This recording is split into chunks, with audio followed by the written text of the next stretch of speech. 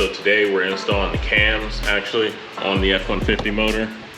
Well, soon to be Mustang motor, I guess. We're installing Mustang cams. We already previously installed the oil pump.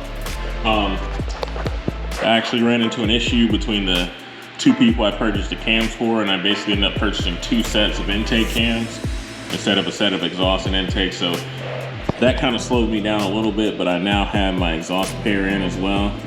And so I can get started on the cam install and removal of the old cams.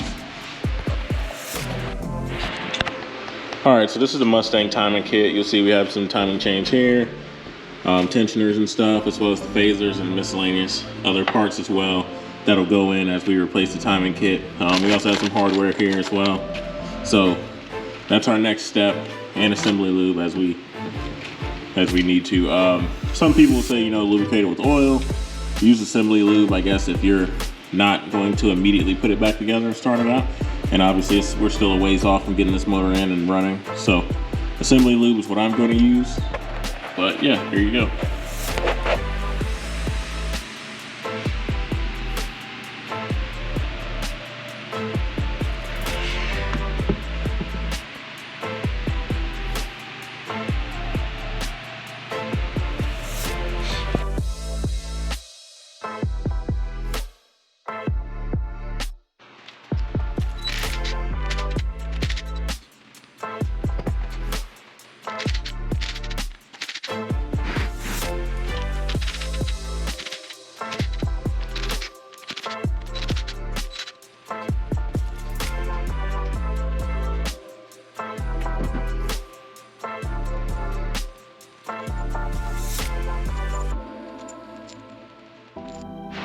All right, so the first step is going to be taking off the cam phasers on the old motor before we have to remove everything to put the new stuff on.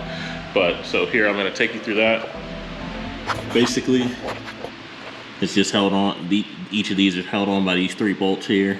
These other ones are just to hold this other assembly together. These 3 main bolts you remove, and then you can pull this off. You'll see down under here, there's a tensioner, and then here as well. So it kind of works well to push down here to release the tension on the chain, and then you're usually able to either slide this guy off, it'll slide forward, or you can kind of lift the chain off of this by pushing down and just lifting right here. So you'll see there's some play there.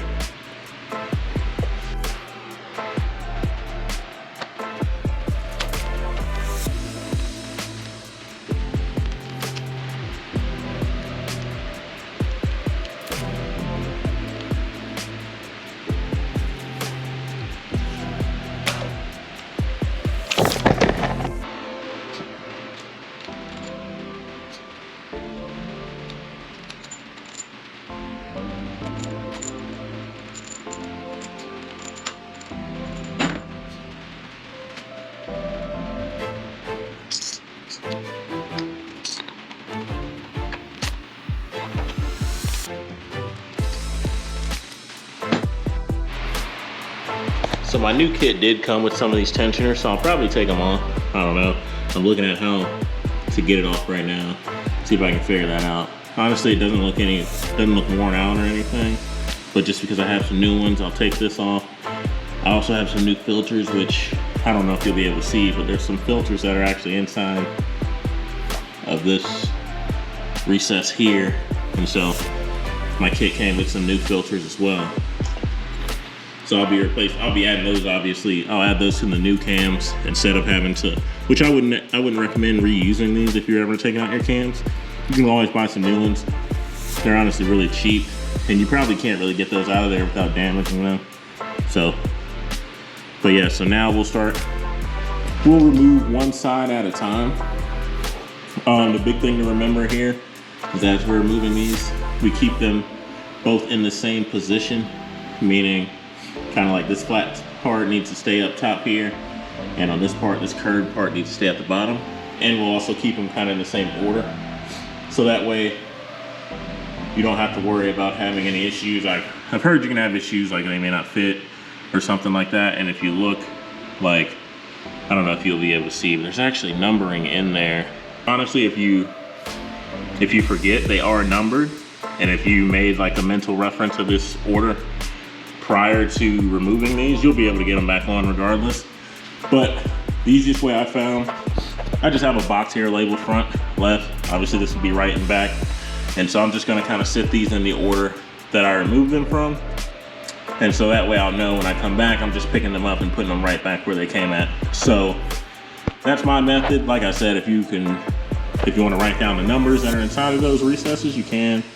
If you're just gonna remember it, obviously that works too. But for me, I think that's the easiest way to do it. Just sit them down in the order that you took them off, and then you'll be able to throw them right back on.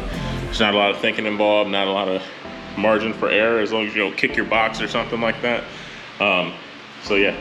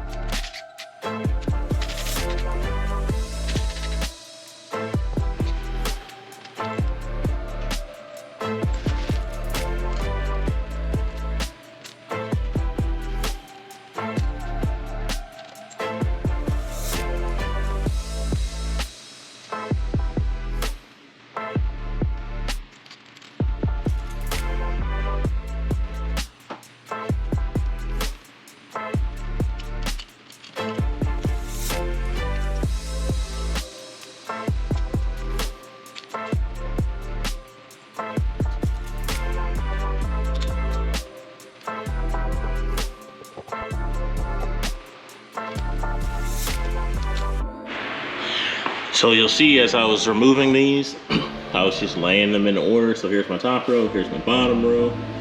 These are oriented like top. So this is the top, this is the bottom. So it just keeps it real simple.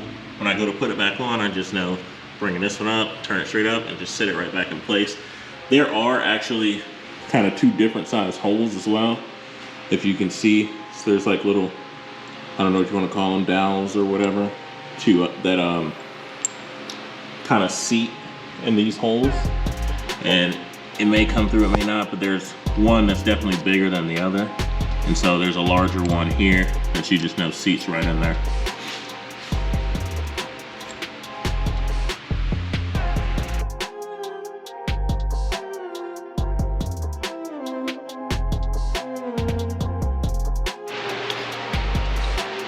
All right, so you'll see here I got my cam shafts laid out.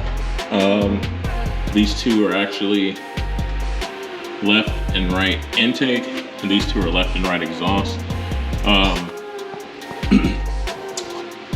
So basically the way I had to figure this out was I was reaching out back and forth with the guys who sent me them both. Apparently there's some kind of proprietary tool, so they weren't exactly telling me the correct part numbers, but I guess from what I can deduce, 270 and 271. So if you look, there's part numbers here. And so 270, 68, 270, and then like you'll see like a FR3, whatever, 68271 is the middle number there. And so it may not come through, but I'll list them on the screen or something like that. But so 270 and 271 are intake, and then this is 272 and 273. And based off of what my motor has, seems like the odd numbers go on the on the left side, and the even numbers go on the right. So at least that's what I've seen. We'll see if that's true when I put it together, and if I'm all the way off with that, then you know I'll throw a correction in there or something like that. But so here are the cams. We're gonna get the left side in place. We haven't taken apart the right side, of course, with the way we have it positioned and stuff. We're gonna do one side at a time. So we're gonna take the two left side cams, which are the driver side cams, and we're going to put those in now.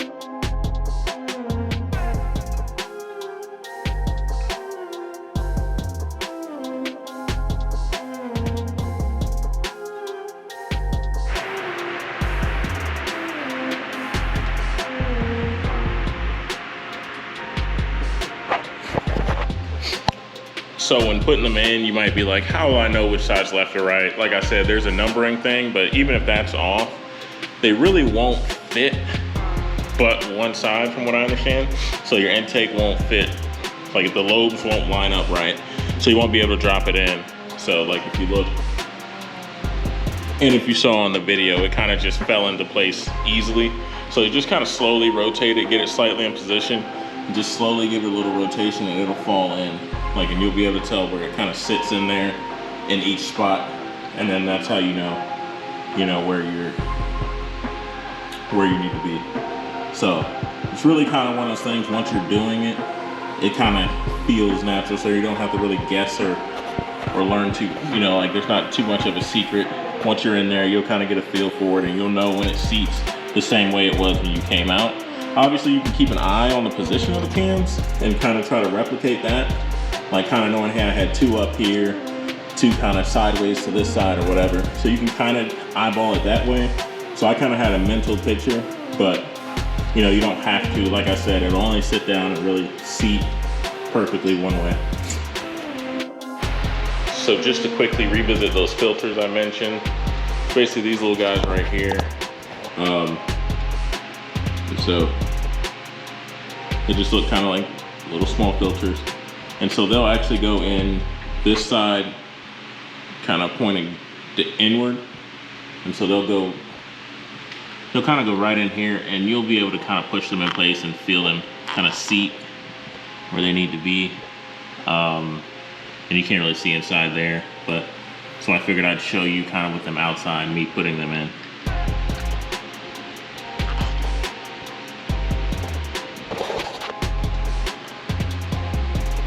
And if you're confused, always use the parts that you take off as kind of a reference, and you'll see actually down in there, you can see that filter now a lot better when I take it out and have the light on it, and it's facing in the same orientation. So you can always look at your old parts and say, hey, how is this put in? Like I said, I don't recommend reusing those. And if you buy like the Ford Racing timing kit like I did, you won't have to, because it comes with all of that stuff.